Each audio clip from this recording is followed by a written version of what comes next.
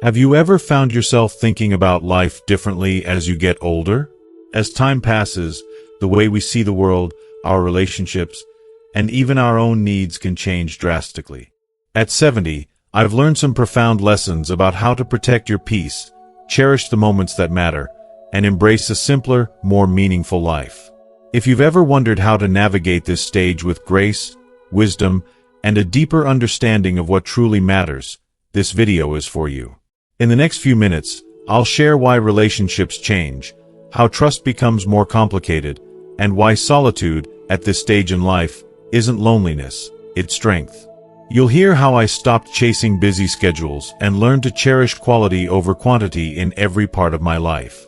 By the end of this video, you'll not only understand the importance of these shifts, but also how they can lead to a deeper sense of contentment and peace.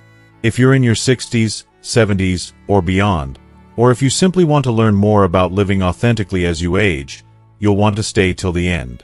This is the kind of wisdom that can change the way you approach each new day, and I guarantee you'll walk away with something valuable to apply in your own life. If you are not subscribed, I recommend subscribing and activating the notification bell so you don't miss any videos. Your support means a lot to me, and if you enjoyed this video, you can help me continue spreading the valuable lessons by liking and sharing it. If you like the topic of this video, please comment 1. If you don't, please comment 0 to let me know how I can improve and make better videos for you. Now, let's begin. 1. Time feels more precious than ever. At 70, I have come to realize something profound. Time, the very essence of life, feels more precious than ever before. It's no longer just the hands on a clock or the pages of the calendar turning. Time has become a living, breathing presence.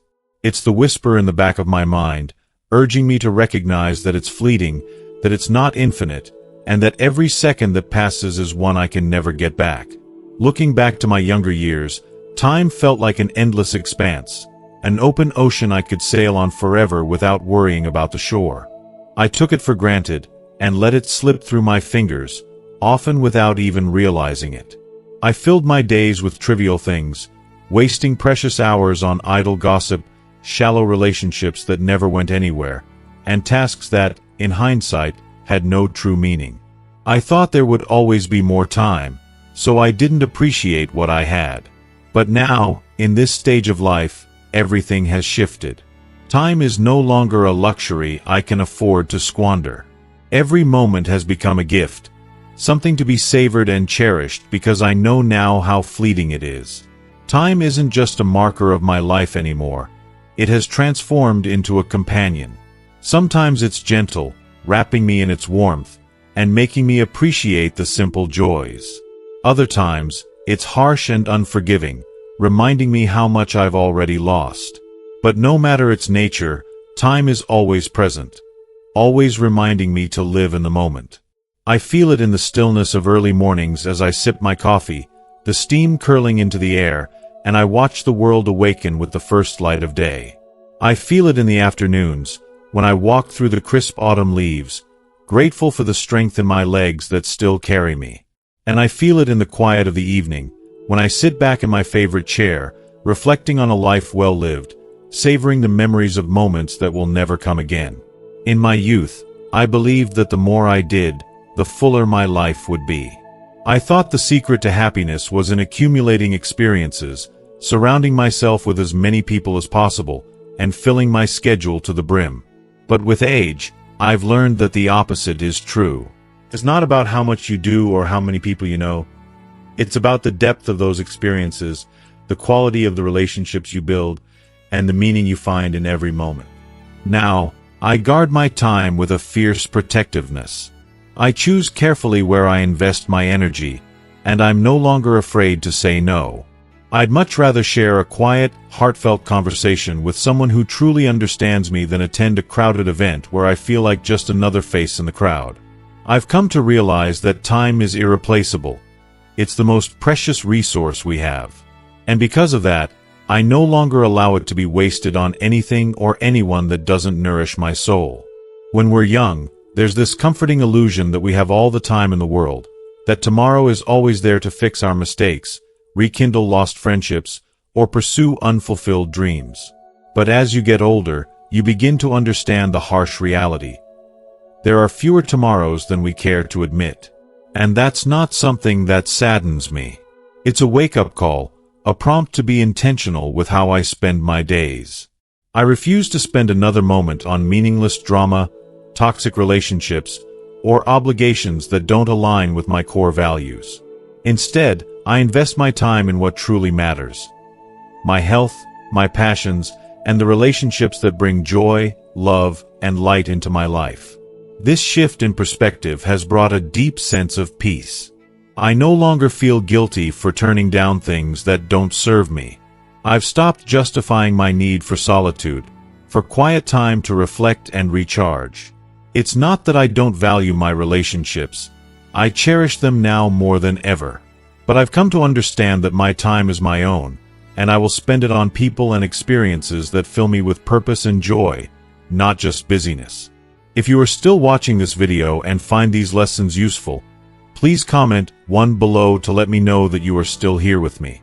As I age, I've also learned the importance of letting go. Letting go of regrets, of guilt for the moments I've wasted, of grudges that once seemed so important. I've come to accept that it's okay to slow down, to breathe, to just be. There's no rush anymore. There's no finish line to race toward. The best moments in life aren't found in grand achievements, but in the small, quiet joys that bring peace to the soul. A song that takes you back to a sweet memory, the soft touch of a loved one's hand, or a gentle breeze on your face that reminds you that you're still alive.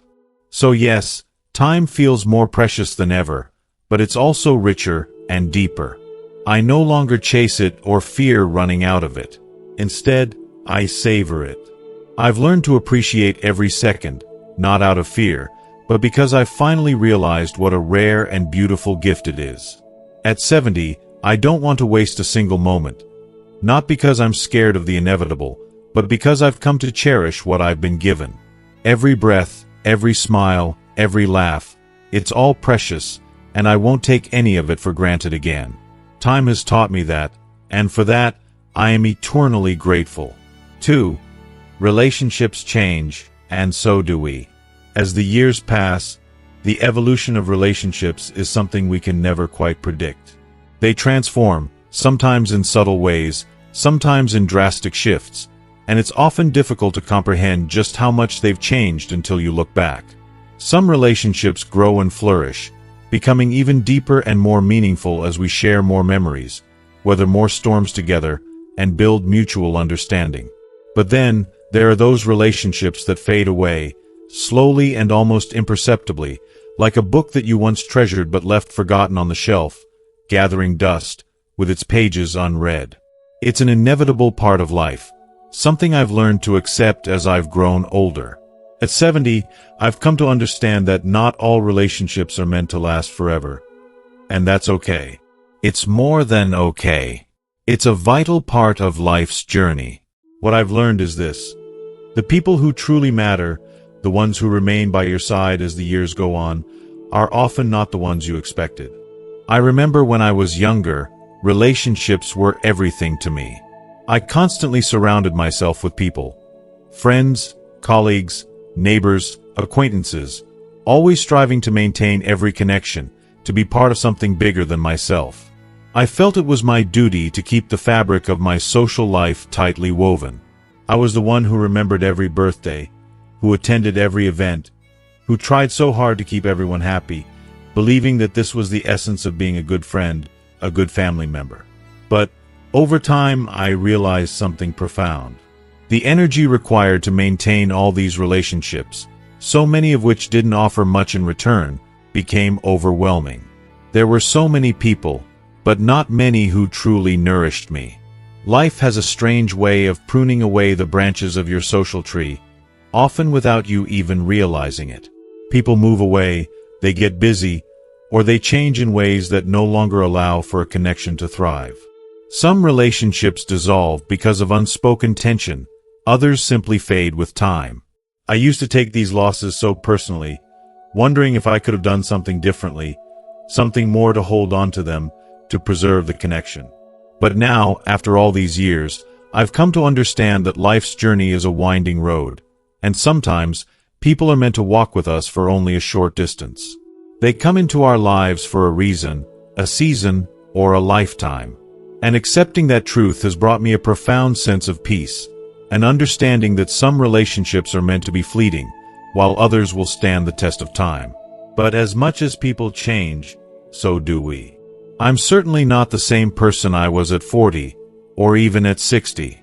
My views, my priorities, have shifted in ways I couldn't have predicted. I now value simplicity, kindness, and authenticity more than ever before. The trivialities that once consumed me, chasing after approval, avoiding conflict, no longer hold the same weight. I've developed a deep distaste for drama and one-sided relationships that drain my energy. Looking back, I once believed that being there for everyone, and stretching myself thin to meet everyone's needs, made me a good friend or family member. But with time, and often with heartache, I've learned a painful but valuable truth.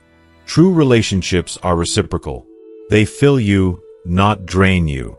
They uplift your spirit, not diminish it.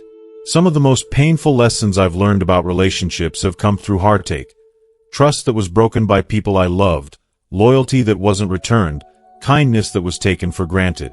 These experiences left scars, but they also taught me how to protect myself, set boundaries, and recognize the warning signs of relationships that would only bring harm.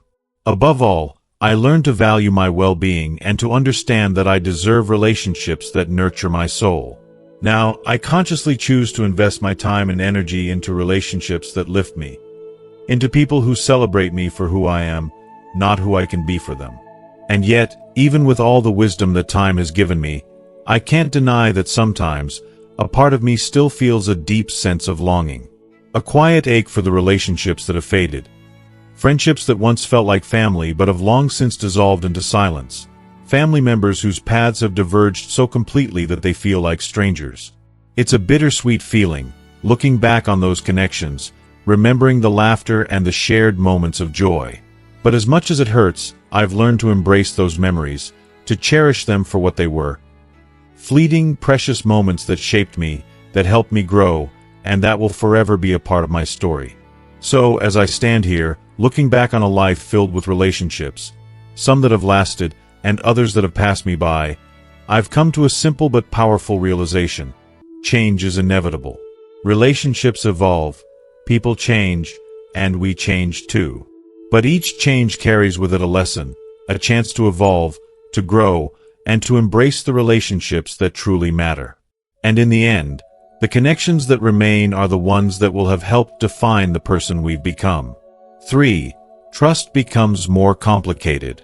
As the years pass, you begin to truly understand the delicate nature of trust. It becomes something fragile, something easily broken, and it's a painful realization that comes with time.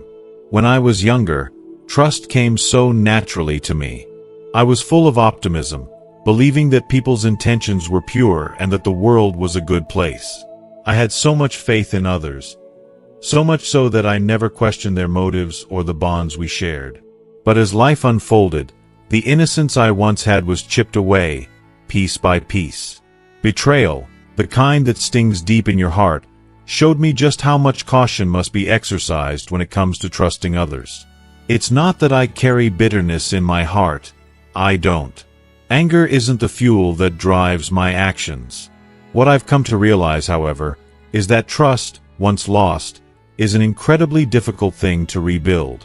That's the lesson life has taught me in the most painful ways possible.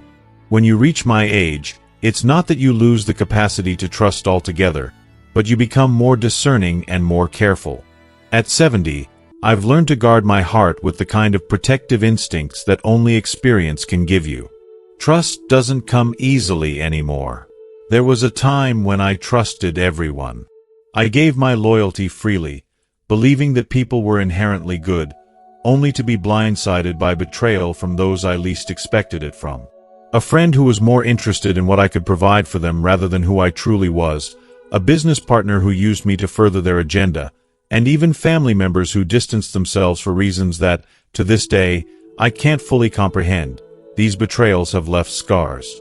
They have reshaped the way I view relationships and have forced me to reconsider who is truly deserving of my trust. But that's the thing, isn't it? You can let these wounds turn into walls, or you can let them teach you wisdom. I chose the latter.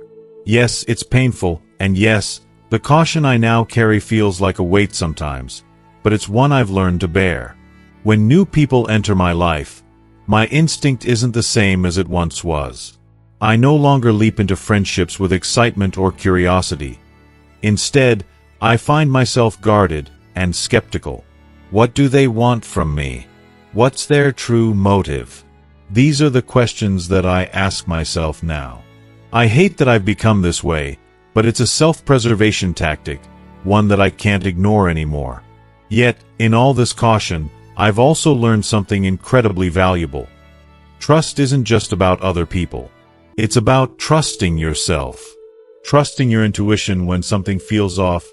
Trusting your ability to walk away from relationships that drain you, no matter how much history you have with someone. It's about trusting your own strength to protect your heart and your peace, even if that means keeping some distance from those who don't deserve to be near it. Trust is complicated, and it always will be. But what I've come to realize in recent years is that trust can still be restored, even if it's just a little bit at a time. I've met people who, despite all my reservations, have reminded me that kindness and goodness still exist in this world. A stranger who helped me pick up my groceries when I dropped them, a neighbor who made sure I was safe during a storm. These small, beautiful acts of kindness have begun to chip away at the walls I've built around my heart. They remind me that trust, while harder to give now, is not an impossibility. It's just something that must be earned slowly and carefully, by those who show their true worth. At this stage in my life, I've learned to accept that trust will never be simple again. It's no longer about leaving myself vulnerable to anyone who comes along. Instead, it's about finding a balance. Keeping the gates of my heart strong enough to protect me, but leaving them open just wide enough to let in the love, the kindness, and the connection that feels real. And that, I've learned, is worth everything. Looking back, I realize that relationships and trust have become simpler in their complexity. I no longer try to force connections or keep toxic people close. I treasure the handful of people I trust completely, and I keep my boundaries firm with those who haven't earned that place in my life. Trust may be a complicated thing, but it's no longer something I take for granted. And even though I may never trust as easily as I once did, I now cherish the relationships I have with a deeper appreciation. At 70, that sense of peace and contentment, knowing that I've built a life around genuine connections, feels like the greatest gift I could ever receive. For, the world feels different now. At 70, the world feels so vastly different from the one I once knew. It's almost as though the very air I breathe has changed. The pace of life, once slow and comforting, now seems frantic, and the simple, natural rhythms of human connection that once existed have all but faded into the background. I can't help but reflect on it often, and I find myself asking, where has the warmth, the real human connection gone? What happened to the simple, effortless ways we used to communicate and bond with one another? Sometimes, it feels like those connections are now a distant memory, something I can barely grasp. I was fortunate to grow up in an era where the world was filled with genuine warmth. Neighbors were like family. They were the people who knew your heart, who you could count on without question. We weren't just acquaintances who shared a fence or a sidewalk. We were companions in life. We knew each other's names, and often, we didn't need an invitation to stop by for a cup of coffee or share a meal. Those moments weren't forced or out of obligation. They were born from real love and a deep sense of community. People helped each other because it was just the right thing to do, and there was an ease to those relationships that never felt like a chore. Family gatherings weren't something that had to be penciled into the calendar with reminders. They happened naturally, fueled by the joy of simply being together. There was an undeniable sense of belonging, a foundation of trust, and a depth in those relationships that didn't require constant effort to preserve. But now, it feels like everyone is running, always striving for more. More success, more recognition, just more of everything. without ever pausing to appreciate the little moments. In this constant chase, we've somehow lost the essence of being present with one another. People don't visit the way they used to, and it's as though we've forgotten how to truly connect. Even in our own homes, the bonds seem thinner, stretched too thin by the physical distances, yes, but also by the emotional walls that have risen. I look at families today, and sometimes it feels like the heart of the family has been replaced with an agenda, a never-ending list of things to do and places to be. Technology has certainly played its part in this. Of course, I'm not ungrateful for the ability to see my grandchildren's faces over video calls or to catch up with friends through social media. But there's something fundamentally different about these virtual connections. There's an intimacy that gets lost when we're separated by screens. No matter how clear the image or how crisp the sound is, they can never replicate the feeling of being in the same room, of hearing the subtle tremor in someone's voice or feeling the warmth of their presence beside you. It's as if technology, for all its convenience, has inadvertently built invisible walls between us. We've gained convenience, yes, but we've also lost something priceless in the process. I find myself yearning for those days when a visit was a visit, not just a quick interaction through a screen. And let's not even get started on the noise, the endless notifications, the barrage of news that fills every waking moment, and the mindless scrolling that keeps us glued to our devices. The world has become so much noisier, yet in many ways, it's also grown lonelier. It's as though the more connected we are in the virtual world, the more disconnected we become in the real one. I've caught myself longing for silence, for the peaceful moments where I could just retreat into my thoughts and be with myself, free from the constant pull of the outside world. There's a deep exhaustion that comes from the noise, an overwhelming sense of being pulled in 1,000 directions at once. The more I look at the world, the more I realize that my values seem increasingly out of step with what's being celebrated today. Honesty, kindness, community. Those were the bedrock of my existence. But today, those values often seem like relics of a bygone era. I don't want to sound like a grumpy old man lamenting the good old days, but it's hard not to feel that the things I cherish are harder to find in the hustle and bustle of today's world. The noise of self-promotion and competition drowns out the softer, more meaningful moments that once brought people together. It feels as though we've lost touch with what truly matters, and all that remains are hollow versions of connection. I find myself longing for the simplicity of the past, not because I reject change, but because there was a depth to those connections that I can't seem to find anymore. Relationships back then were real. They weren't transactional or fleeting. They were anchored in something pure, in the joy of just being together. Time spent in the company of others was considered precious, not something to be rushed or crammed into the cracks of our busy schedules. But I also know that nostalgia can be a bit misleading. It's easy to look back and see only the good, conveniently forgetting the challenges of the past. Life was never perfect, and the world we live in today is not without its blessings. Change is inevitable, and I understand that. Yet, as I continue to grow older, I found myself withdrawing, not out of bitterness, but because I crave something real.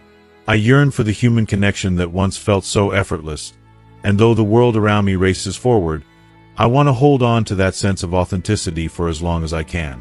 The world may have changed, but my desire to preserve those timeless values of love, connection, and community remains unchanged, and I will continue to nurture them in my heart. 5. Solitude isn't loneliness. In my younger years, I used to equate being alone with being lonely. The mere thought of spending an evening by myself was nothing short of unbearable. I couldn't fathom the idea of solitude without feeling a sense of dread. It was as if being alone was a dark cloud, something to avoid at all costs. But now, after all these years, I've come to understand the profound beauty of solitude in a way I never could before. I have learned that solitude is not something to fear, but something to embrace, something to cherish with all my heart. If you are still watching this video and find these lessons useful, please comment 2 below to let me know that you are still here with me. As time has passed, I've come to realize that there is an immense difference between being alone and being lonely. Loneliness is a hollow, aching emptiness, a deep longing for connection that feels distant and unattainable. It's a weight that drags on your soul, leaving you yearning for something to fill the void. Solitude, on the other hand, is a quiet fullness, an acceptance of your own company. It's not the absence of others, but the presence of yourself, which holds a kind of peace that nothing else can offer. At 70, I've come to find that some of the most fulfilling and joyful moments in my life have come simply from being still, from allowing the world around me to fall into the background as I focus on the present, on the here and now. There is something deeply grounding in that stillness, something that makes life feel whole again. In solitude, I've rediscovered the simple joys that once seemed insignificant. These moments may seem small to others, but to me, they are profound. Sitting by the window with a warm cup of tea, watching the birds flutter by the feeder, each tiny movement filling my heart with gratitude. Feeling the warmth of the sun as it gently kisses my skin during a quiet morning walk, the world still and silent around me. And the crackling sound of a fire on a cold evening, its warmth spreading through my body and soul. These are not just moments of peace, they are moments of deep contentment, moments that remind me of the beauty and tranquility that can be found even in the smallest things. It's a peace that no crowded room or bustling event could ever provide. Solitude has also given me the precious space to reflect. At this stage of life, the past becomes both a comfort and a teacher. It's not about regret, but about gratitude. Gratitude for the experiences that have shaped me, for the lessons learned along the way. In the quiet of my thoughts, I've come to make peace with parts of my life that once troubled me. There is a deep sense of understanding now that wasn't there before, a wisdom that only time and solitude can bring. And in that space of reflection, I've found healing, something I never thought I would experience. This doesn't mean that I've completely cut myself off from the world. I still treasure the moments when I see my grandchildren's faces light up with joy when they visit, when I catch up with old friends who have shared my journey, or when I engage in causes that are close to my heart. These connections, while few, are far more meaningful to me now. They are no longer obligations or duties to fulfill. They are gifts, moments I choose to cherish, moments I allow to nourish my spirit. I no longer feel the need to say yes to every invitation or to maintain relationships that leave me feeling drained and empty. It's liberating to realize that I can protect my peace by letting go of what no longer serves me. Solitude has also deepened my appreciation for the relationships that remain. When I do spend time with others, I am present in a way I never was before. There is no rush, no distractions, no background noise. Just the pure joy of being in the moment with someone, sharing time and space, however briefly. I savor those moments now with a fullness of heart that I never thought possible. I've learned that true connection doesn't need to be rushed. It doesn't need to be constant. It simply needs to be genuine. I believe that solitude teaches you to love yourself in a way that no amount of external validation could ever achieve. It shows you that your worth isn't tied to how many people are around you, or how busy your social calendar is. It's in the quiet moments when you realize that you are enough, just as you are. In those moments of solitude, you learn to embrace yourself, to be your source of comfort and joy. It's a love that comes from within, a deep acceptance of who you are and all that you've experienced. It's a peace that flows from the understanding that you are complete, not because of anyone else, but because of yourself. At 70, I've come to see solitude not as a sign of loneliness, but as a sign of strength. It's a choice, one that empowers me to step away from the noise, to protect my peace, and to focus on what truly matters. And in that choice, I've found a happiness that runs deeper and lasts longer than anything I ever could have imagined. It's a contentment that comes from knowing that I am enough, that I've lived well, and that the quiet moments I now cherish hold more beauty and meaning than any loud, crowded event ever could. 6. Why I avoid people now. At this stage in my life, when I look back on the paths I've walked and the roads I've chosen, I've come to understand something incredibly important. Avoiding people is not about bitterness, anger, or resentment. It's not about closing myself off from the world out of fear or hatred. No, it's something deeper, something born from the need to preserve my peace. After 7 decades of giving so much of myself to others, of learning, growing, and, yes, at times even being hurt, I've come to realize that not every relationship is meant to endure, and not every connection is worth the effort it demands. This realization, while freeing in so many ways, is also bittersweet. But it's a lesson I've learned over many years, and though it's tough, I embrace it fully. It's not a choice I've made lightly, but one I've made out of necessity, for the sake of my well-being. Throughout most of my life, I've been the type of person who put others first. Whether it was family, friends, or acquaintances, I was the one who always gave. I gave my time, my energy, my love, and my heart freely, often without asking for anything in return. I didn't want much. All I wanted was to be loved, to be helpful, and to be someone others could depend on. I wanted to feel like I had a purpose, that I was needed.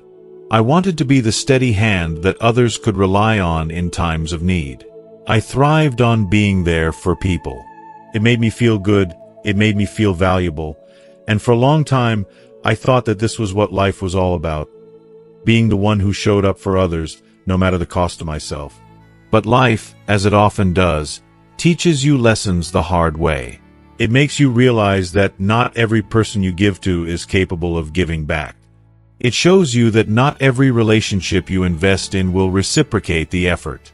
There are many times in my life when I've been let down by people I trusted and when I've been hurt by those I loved. I've been drained by relationships that took far more than they ever gave. I've given my all, my time, my energy, my emotional support, only to be left feeling empty, alone, and sometimes even more broken than I was before. There were countless moments when I ignored the warning signs. Red flags were waving in my face, but I didn't want to see them. I believed in the good in people, even when they showed me the opposite. I stayed in relationships that were damaging because I thought that's what loyalty meant. I thought that if I gave more, if I was more patient, if I loved harder, things would eventually get better. But sometimes, love isn't enough. Sometimes, no amount of giving can heal a relationship that is fundamentally broken. And that realization hit me hard. As I sit here now, at 70, I see things much more clearly. I've learned to put myself first. Avoiding people does not mean I've given up on humanity, nor does it mean I no longer care for others. What it means is that I've learned to protect my peace. I've learned that I no longer have to keep toxic relationships alive. I no longer feel obligated to keep giving to people who will never appreciate it, and who will never reciprocate the love and effort I put into them. I've traded the noise of social obligations, empty exchanges, and superficial connections for the quiet solitude that has become my refuge. And for the first time in a long time, I feel a sense of peace, true peace that comes from within. I avoid people now who bring drama into their lives, and into mine. I avoid the ones who are always at the center of some crisis, always causing chaos, always seeking attention and validation.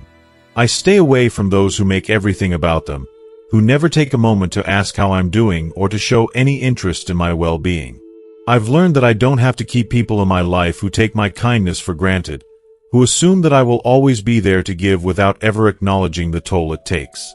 I avoid people who seem to think that my love and care are endless and that they can drain me without ever offering anything in return.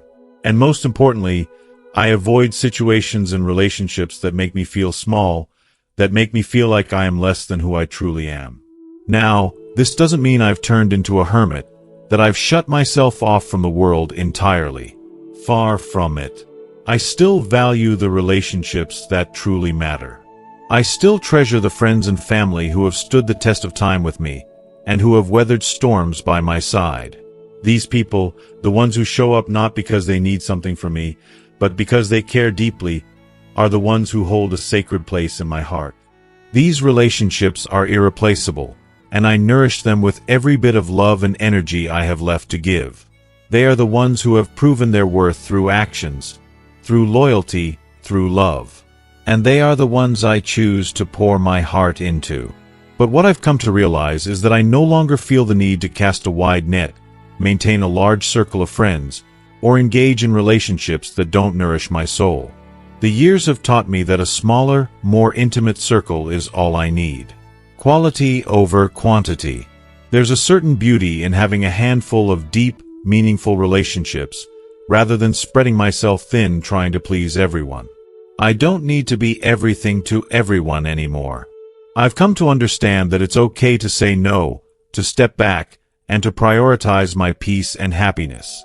If you are still watching this video and find these lessons useful, please comment 3 below to let me know that you are still here with me. Avoiding people has made me appreciate the ones who truly matter even more. When I do spend time with others, I do it because I genuinely want to, not because I feel obligated or because I'm trying to fill some social quota. The conversations I have now are richer. They're more authentic.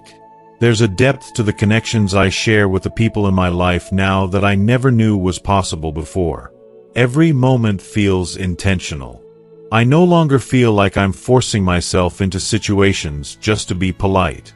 Because of this, I've found that the time I spend with others is more precious and more fulfilling. The laughter is more genuine. The moments we share are more memorable. They're chosen, not forced, and that makes all the difference.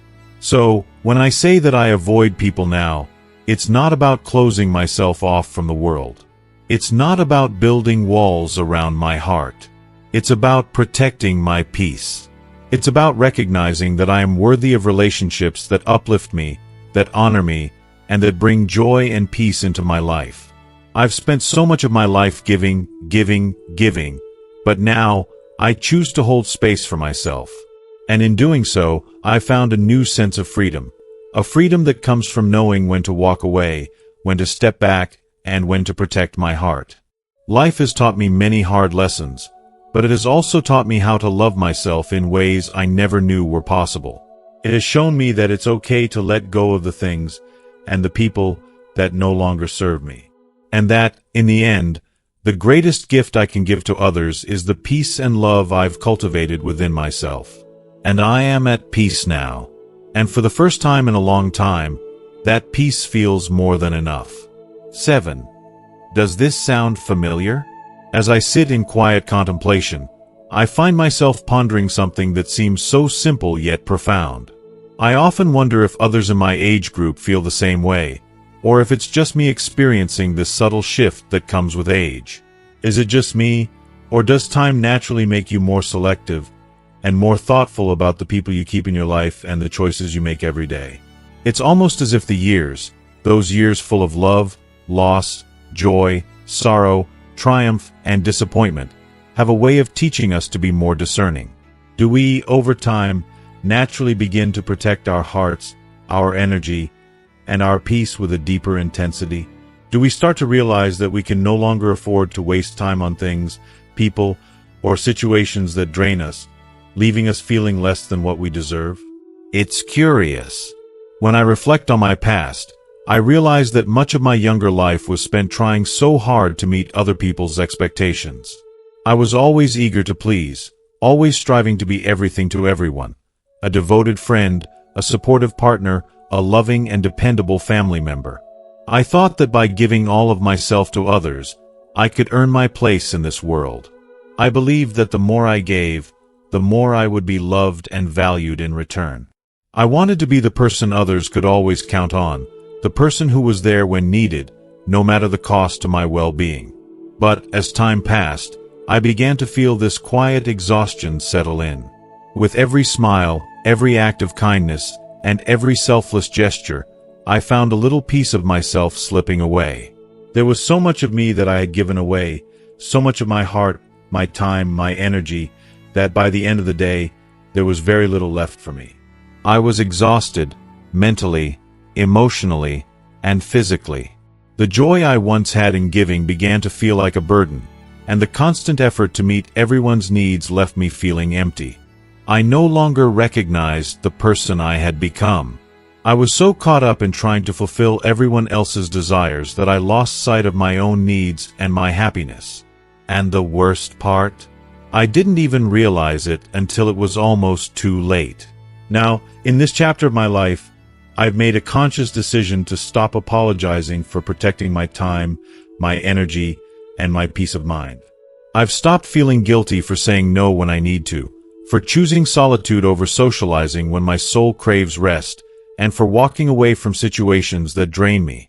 I've learned that there is no shame in prioritizing yourself, and in putting your well-being first.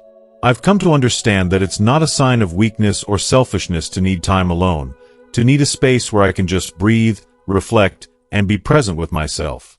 It's not a sign that something is wrong with me if I crave quiet moments to gather my thoughts, nurture my soul, and reconnect with the essence of who I am. If anything, it's a sign of strength, of self-awareness, of the wisdom that comes with age. And, I must admit, it feels liberating. If you're in your 60s, 70s, or beyond, I imagine you've probably found yourself making similar choices, perhaps without even realizing it at first. Maybe, like me, you've started to slowly pull away from relationships or people who no longer serve you, and who don't bring you joy, fulfillment, or peace. Perhaps you've started to recognize the value of walking away from toxic environments, negative energy, or situations that leave you feeling drained and unappreciated. You might have noticed that the friendships and connections you once thought were so vital have started to fade, making room for more meaningful, deeper relationships. Relationships that nourish your spirit and fill your heart, rather than leave you feeling empty and exhausted. I think one of the most striking things about this stage of life is the realization that quality has become so much more important than quantity. There was a time when I thought the number of people in my life mattered. How many friends I had, how many events I attended, how many places I could be at once. But now, I see how fleeting and hollow that pursuit can be. I no longer need a crowd around me to feel valued. I only need the people who truly care, who truly see me for who I am, and who cherish me for it. And in that, I've found a kind of peace that I never knew existed. I no longer feel the pressure to be everything to everyone. Instead, I've learned the beauty of being enough just as I am. This transition isn't easy, though.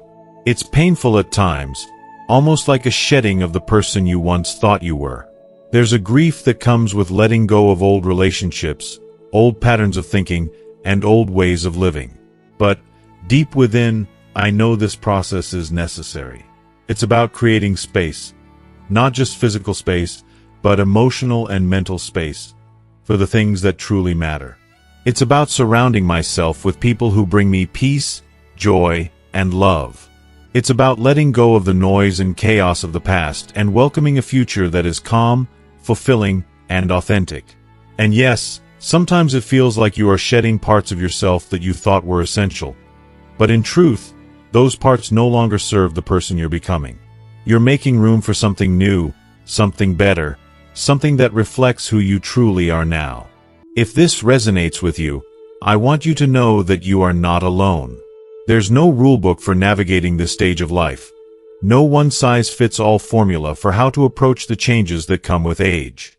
Some people thrive in large social circles, their lives filled with family gatherings, parties, and events, well into their golden years. And that's beautiful for them. But if, like me, you find comfort in solitude, in smaller, more intimate connections, in quiet moments of reflection and self-care, that is just as valid. Your path is your own, and it's okay if it looks different from what others expect or what you once imagined it would be. At 70, I've learned that it is okay to let go of what no longer serves you. It's okay to prioritize yourself, to protect your peace, and to live life on your terms. And when you do, something beautiful happens. You start to experience a kind of freedom that you never knew existed. It's the freedom to be fully, unapologetically yourself. No more pretending, no more living up to others' expectations, no more putting yourself last. You begin to live for yourself, and in doing so, you rediscover the joy that had once been lost. So, if you find yourself pulling away from people, choosing solitude more often, or even reevaluating the relationships in your life, don't see it as a loss. See it as a gift. It's a gift to be able to carve out a life that feels right for you, even if it doesn't match what others might expect or think. It's a gift to create space for what truly matters: peace, growth, love, and authenticity. This chapter of life is yours to write, to fill with reflection, courage, and the bravery to live authentically. May we all find the peace, freedom, and joy that we deserve, and may we have the courage to walk our path, no matter how different it may look from the one we once thought we would take. 8. Embracing this chapter. At 70, I have come to a deeply transformative realization. Life isn't just a series of endings, as many people think, but a continuous unfolding of new beginnings. Each chapter of life has its unique rhythm, its lessons, trials, and rewards. And this chapter, this stage of my life, is no exception. It feels like a culmination of everything that has come before. A quiet, peaceful culmination, where I find myself embracing who I have become, while gently letting go of the things that no longer hold meaning, that no longer serve me, or that no longer bring peace to my heart. It's a time to fully appreciate the life I've lived, while also embracing the person I am becoming. In my younger years, I was filled with a relentless energy, an urgency to achieve, to climb higher, to do more, to become more. Life always felt like it was a race, and I was constantly trying to outrun time itself.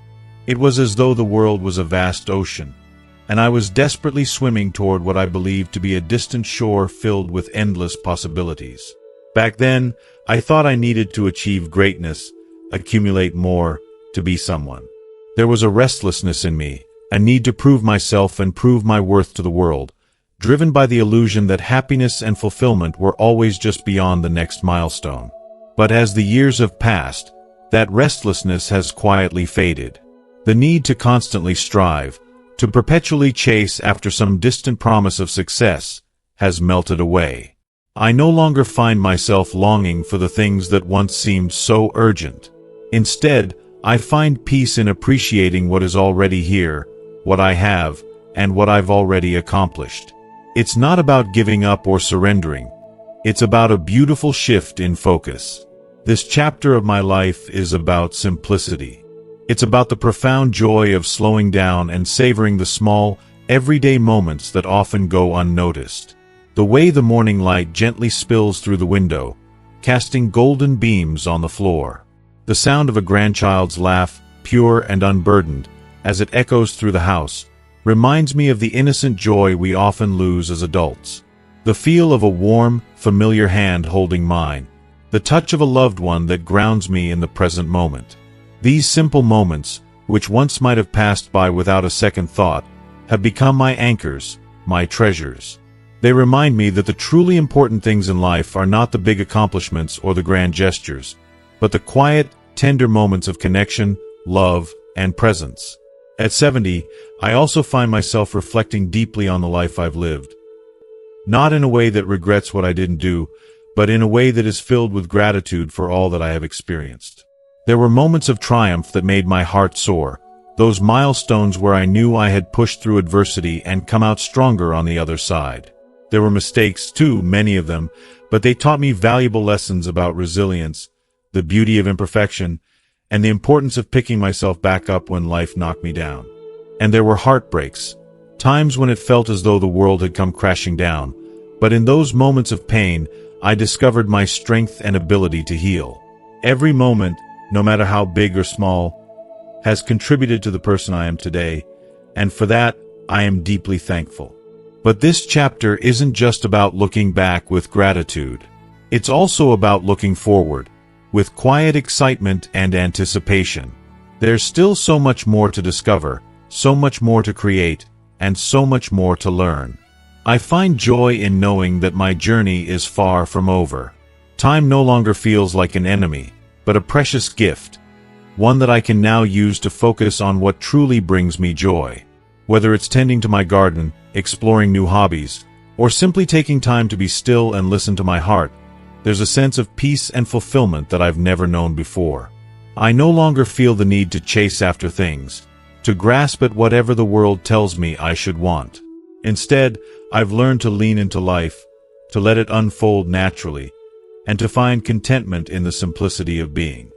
One of the most profound gifts of this chapter is the freedom it brings. The freedom to release myself from the weight of expectations, those imposed by others and those I once set for myself. I no longer feel like I have to live up to anyone's standard of success or achievement. There's no pressure to keep climbing or to keep proving myself. I've reached a place where simply being, where showing up with authenticity and presence, is enough. And that realization has brought an immense sense of peace into my life. This chapter has also taught me the power of saying no. No to obligations that drain me, no to relationships that no longer nurture my spirit, and no to the expectations that society often places on us as we age. Saying no is not an act of selfishness, it's an act of self-love. It's about creating space for the things that truly matter.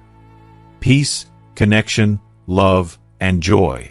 In learning to say no, I've made room for the things that feed my soul and nourish my heart. And that is something I will never again take for granted. There's a quiet courage that comes with aging, a courage to live authentically, unapologetically, and without fear of judgment. At 70, I no longer fear being misunderstood or criticized. I no longer worry about fitting into a mold that doesn't reflect who I truly am.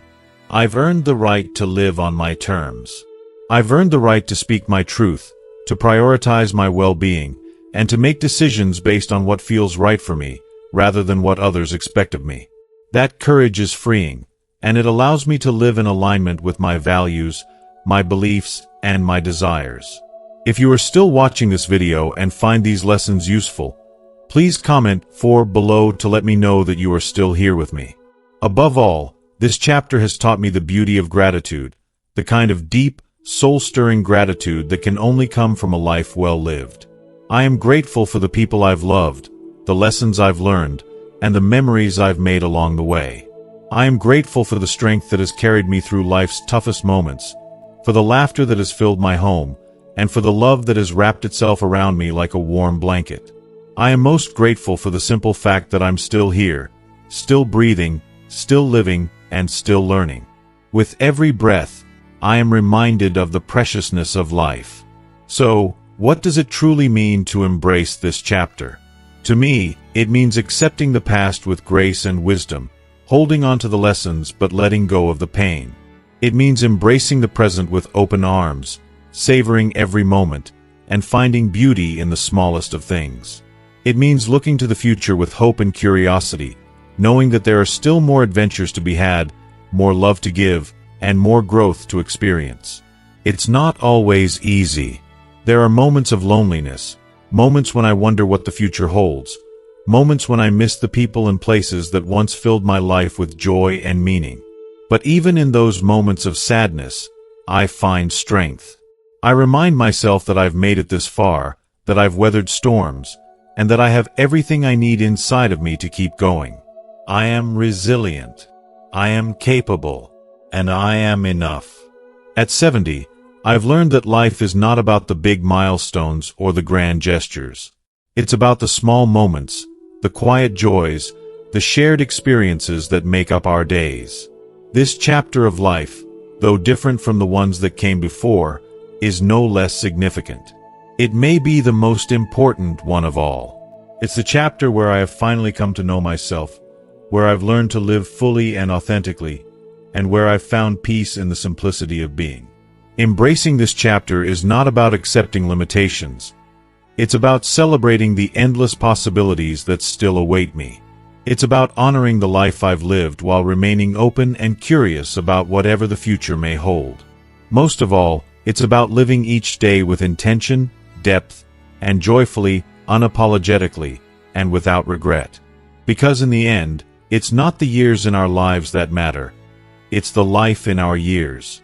And I plan to live every single one of them to the fullest. As we come to the end of this reflection on embracing life at 70, I want to take a moment to ask you, what have you learned from this journey so far? Has it been a reminder to cherish the small moments?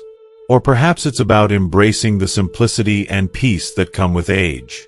I encourage you to take a moment and think about one thing that has resonated with you from this video. Something you can take with you and bring into your own life. Please, Share your thoughts in the comments below. What is one lesson from this chapter that you will practice in your journey?